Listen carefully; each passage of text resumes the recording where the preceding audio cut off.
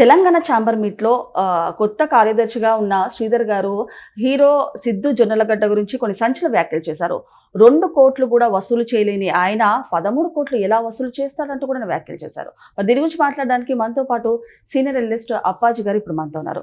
నమస్తే సార్. నమస్తే అండి సార్. మరి తెలంగాణ ఛాంబర్ మీట్లో కొత్త కార్యదర్శిగా ఉన్న శ్రీధర్ గారు మన హీరో జొన్నలగడ్డ సిద్ధు గురించి కొన్ని సంచలన వ్యాఖ్యలు చేశారు. అంటే 2 కోట్లు కూడా వసూలు చేయలేని ఆయన 13 కోట్లు ఎలా వసూలు చేస్తారంటూ కూడా వ్యాఖ్యలు చేశారు. రెమ్యునరేషన్ 2 కోట్లు కూడా కలెక్ట్ చేయలేదు సినిమాకి 13 కోట్లు ఎట్లా చేస్తారు అంటూ వ్యాఖ్యలు చేశారు సార్. ఏ విధంగా చూడాలి? అయితే నేను అబ్జర్వ్ చేసినంత వరకు ఆయన సిద్ధు జొన్నలగడ్డ పేరు తీసుకోలేదు. అవును. ఆయన ఈ మధ్య కాలంలో కొంతమంది హీరోలు 2-3 కోట్లు కూడా కలెక్ట్ చేయలేకపోతున్నటువంటి సినిమాల్లో నటిస్తున్నటువంటి హీరోలు 10 కోట్లు 12 కోట్లు రెమ్యునరేషన్ తీసుకుంటున్నారని చెప్పి అతను వ్యాఖ్యానించాడని నేను చూశాను. దాన్ని సిద్ధు జొన్నలగడ్డకి అన్వయించి మీ వెబ్సైట్లో సోషల్ మీడియాలో కథనాలు అవి వస్తున్నాయి. పర్టికులర్గా ఒక హీరో గురించి ఆయన మెన్షన్ చేశాడని చెప్పి నేను అనుకోవట్లేదు. అయితే ఈ రెమ్యునరేషన్కి సంబంధించిన ఇది ఎప్పటి నుంచో ఉంది. ఇప్పుడు అంటే ఈ గత ఒక 2-3 నెలల క్రితం కాదు, అంతకుముందు కూడా కరణ్ జోహార్ అని బాలీవుడ్లో ఫేమస్ డైరెక్టర్ అండ్ ప్రొడ్యూసర్, ఆయన ఎప్పటి నుంచో బహిరంగ వేదికల మీద మాట్లాడుతున్నాడు. ఈ హీరోలు ఎవరైతే ఉన్నారో సోకాల్డ్ హీరోలు 30 కోట్లు 40 కోట్లు రెమ్యునరేషన్ తీసుకుంటున్నటువంటి హీరోలు, వాళ్ళు తీసుకుంటున్న రెమ్యునరేషన్ కూడా పెట్టలేకపోతున్నారు సినిమాకి అని చెప్పి ఆయన ఎప్పటి నుంచో దుమ్మెత్తిపోస్తున్నాడు. ఈ వివాదం ఎప్పటి నుంచో ఉంది. రెమ్యునరేషన్లు ఆ తలకు మించిన భారంగా అయిపోతున్నాయి. ఒక సినిమాకి సంబంధించి hero remuneration 50 to line share హీరోకే ఇవ్వాల్సి వస్తుంది.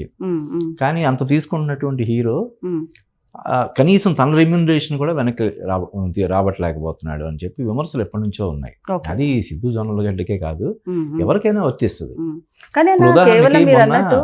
సల్మాన్ ఖాన్ సినిమా సికిందర్ సినిమా వచ్చింది.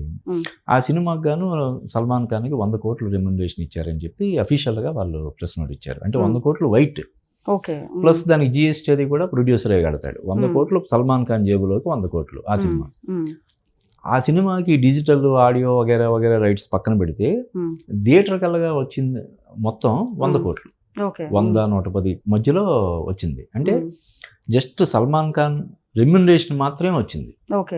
సో ఇటువంటి పరిస్థితి, అంటే ఒక సినిమా ఫ్లాప్ అయితే హీరో రెమ్యునరేషన్ కాదు, మనం జనరల్గా చదువుతుండే ఎప్పటి నుంచో పోస్టర్ల ఖర్చులు కూడా రాలేదని చెప్పి. ఒక్కొక్కసారి పోస్టర్ల ఖర్చులు కాదు కదా, ఆ పోస్టర్లు అంటించడానికి పేస్టింగ్ ఏదో అయితే ఉంటుందో ఆ పేస్టింగ్ ఖర్చులు కూడా రాలేదని చెప్తుంటారు. ఇది అన్ని సినిమాలకు ఒక్కొక్కసారి రజనీకాంత్ సినిమా కావచ్చు, చిరంజీవి సినిమా కావచ్చు, అప్పట్లో ఎన్టీఆర్, ఏఎన్ఆర్, ఇలా ఎవరికైనా ఒక్కొక్కసారి జరుగుతుంటుంది అలాగా. అయితే ఈ రెమ్యునరేషన్ మరీ ఇప్పుడు ఒక హీరోకి బలవంతంగా రెమ్యునరేషన్ లాక్కుంటాడా? నాకు 13 కోట్లు ఇవ్వండి అని చెప్పి ఒక నిర్మాత ఇంట్లో చొరబడి తుపాకీ గురిపెట్టి నాకు ఇవ్వండి 10 కోట్లు 12 కోట్లు డిమాండ్ చేశాడా? కాదు కదా. వీళ్ళు వెళ్ళి ఇదిగో నీకు 10 కోట్లు ఇస్తాం, 12 కోట్లు ఇస్తాం, 15 కోట్లు ఇస్తాం ప్రొడ్యూసర్లు ఆఫర్ చేస్తే ఎవరైనా మనకి 15 కోట్లు 20 కోట్లు రెమ్యునరేషన్ ఇస్తామని చెప్పి ఒక హీరో దగ్గరికి వెళ్తే వద్దంటాడా? లేదండి నాకు అంత మార్కెట్ లేదు, మీరు ఎందుకు భలే వాళ్ళే అని అంటారా? అంటారు కదా.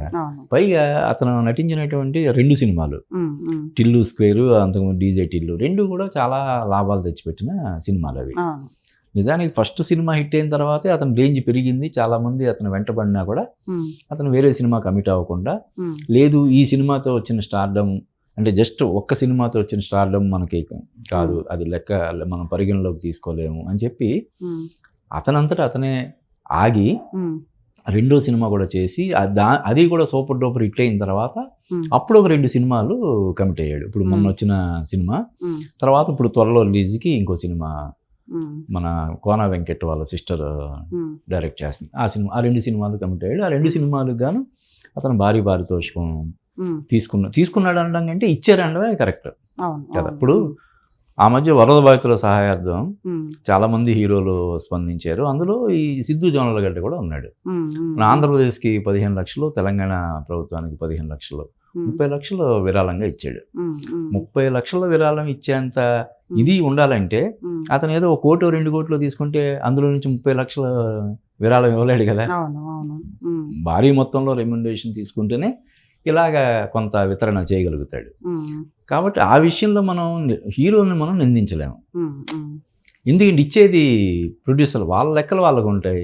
ఫలానా హీరోని పెట్టుకుంటే మనకి ఇంత శాటిలైట్ వస్తుంది, ఇంత డిజిటల్ వస్తుంది, ఇంత ఆడియో వస్తుంది, థియేటర్ కల్లా ఇంత వస్తుందని వాళ్ళు లెక్కలు వేసుకొని దాని ప్రకారం హీరో రెమ్యునరేషన్ వీళ్ళు అప్రోచ్ అవ్వడం కానీ లేకపోతే ఆఫర్ చేయడం కానీ జరుగుతుంది. సార్ మీరు అన్నట్టు అంటే హీరోలను టార్గెట్ చేయడం వేరు, హీరోను టార్గెట్ చేయడం వేరు. అలాంటిది శ్రీధర్ గారు అంటే డైరెక్ట్ గా సిద్ధు జొన్నలగడ్డని టార్గెట్ చేస్తూ మాట్లాడడం ఎంతవరకు కరెక్ట్ అంటారు? అంటే ఇలా అంటే మరి సిద్ధు జొన్నలగడ్డ పేరు అతను తీయలేదు, ఒక హీరో అని ఏదైతే ఈ మధ్య కాలంలో 2 కోట్లు కూడా కలెక్ట్ చేయని సినిమాకి 13 కోట్లు రెమ్యునరేషన్ తీసుకున్నాడు అనేసరికి అది సిద్ధు జొన్నలగడ్డకి అంటే ఇండైరెక్ట్ గా ఆయనే అన్నట్టు కూడా చెప్తున్నారు కదా నార్మల్ గా. అదే అంటే కన్క్లూజన్స్ ఇప్పుడు ఈ వెబ్సైట్స్ లో వాటిలో వీటిలో ఇది సిద్ధు జొన్నలగడ్డ గురించే మాట్లాడాడు. అలా కాకుండా చాలా మంది ఇంకా హీరోలు ఉన్నారు, వాళ్ళు కూడా భారీ పారితోషికాలు తీసుకొని కూడా ఫ్లాప్ అయ్యి రూపాయి కూడా రాని సందర్భాలు ఉన్నాయి. వాళ్ళ గురించి ప్రస్తావించకుండా ఓన్లీ సిద్ధు జొన్నలగడ్డకి వెనకాల బ్యాక్గ్రౌండ్ ఏం లేదు కాబట్టి తన గురించి మాట్లాడగలిగారు, ఇలా రకరకాలుగా కథనాలు వస్తున్నాయి. అందువల్ల ఏంటంటే మనం అతని పేరు ప్రస్తావించలేదు కాబట్టి శ్రీధర్ అన్నయ్య ఆయన్ని మనం తప్పుపట్టలేము. ఈ సిద్ధు జొన్నలగడ్డ నిజంగా ఒకవేళ 13 కోట్ల రెమ్యునరేషన్ తీసుకొని ఉన్నా కూడా అతన్ని మనం ఎలా తప్పుపడతాం చెప్పు కదా. మీరంతటి మీరు వెళ్ళి ఆఫర్ చేసి ఇచ్చారు, బలవంతంగా ఏం తీసుకుంటే అతను ఇప్పుడు సినిమా రిలీజ్ అవ్వకుండా నాకు బ్యాలెన్స్ అమౌంట్ కూడా మీరు ఇస్తే కానీ నేను సంతకం పెట్టను, రిలీజ్ అవ్వనివ్వను, అటువంటి ఏదైనా చేసి ఉంటే అప్పుడు మనం దాన్ని తప్పుపట్టాలి. అటువంటి ఇది ఏం జరగలేదు కదా. కాబట్టి ఈ విషయంలో సిద్ధు జొన్నలగడ్డని మనం తప్పుపట్టడానికి ఏం లేదు. కానీ ఓవరాల్గా ఆలోచించుకోవాలి. ఇంత భారీ అంటే ఒక సినిమా హిట్ అయినంత మాత్రం 2వ సినిమా 3వ సినిమా హిట్ అవ్వాలని లేదు కదా.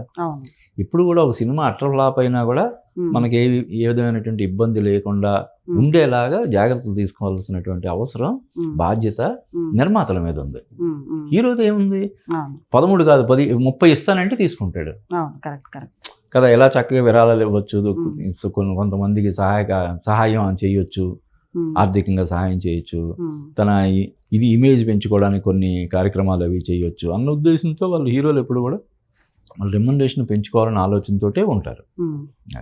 సార్ మరి అంటే యాక్చువల్గా ఒకవేళ ఈ మాట వేరే హీరోలకి అంటే వాళ్ళు ఊరుకునేవారా? అంటే సిద్ధు జొన్నలగడ్డ గారికి బ్యాక్ ఎండ్లో ఎవరు సపోర్ట్ లేరు కాబట్టి ఇలాంటి వ్యాఖ్యలు చేస్తున్నారంటూ కూడా ఒక వార్త వినిపిస్తుంది. అదే అంటే ఇది సిద్ధు జొన్నలగడ్డకి పరిమితమైనటువంటి విమర్శ కాదు, ఇది అందరు హీరోలకి వర్తిస్తుంది.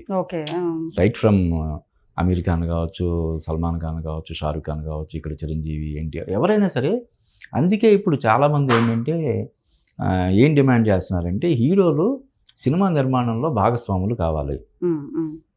ఎక్కువ వచ్చింది, 1000 కోట్లు వచ్చింది, మీరు దానికి తగ్గట్టుగా ఖర్చులు పోను మీరు ఒక 60. చాలామంది ప్రొడ్యూసర్లు ఏంటంటే హీరోలకి పార్ట్నర్షిప్ బేసిస్లో అయితే వచ్చిన లాభాల్లో మీరు 80% తీసుకోండి అనడానికి కూడా సిద్ధంగా చాలామంది ఉన్నారు. అలా ఇవ్వడానికి కూడా చాలామంది సిద్ధంగా ఉన్నారు.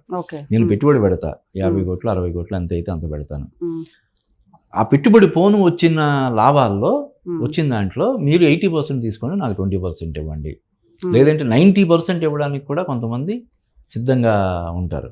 కానీ వీళ్ళు ఏంటంటే 10-15 మంది నిర్మాతలు మాకు కావాలి మీ డేట్స్, మాకు కావాలి డేట్స్ అన్నప్పుడు ఎందుకు రిస్క్ తీసుకుంటాడు? సినిమా హిట్ అవుద్దో లేదో మనకు తెలియదు.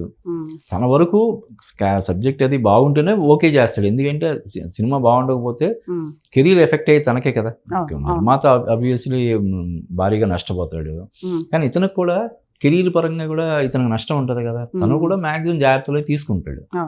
కానీ ఒక్కొక్కసారి ఏంటంటే టెంప్ట్ అయ్యి ఇప్పుడు ఒక 3 నెలలు 4 నెలలు డేట్లు ఇస్తే ఒకేసారి 13 కోట్లు 14 కోట్లు రెమ్యునరేషన్ అనేసరికి అతను సిద్ధు జొన్నలగడ్డ ఎప్పటి నుంచి ఉన్నాడు ఇండస్ట్రీలో?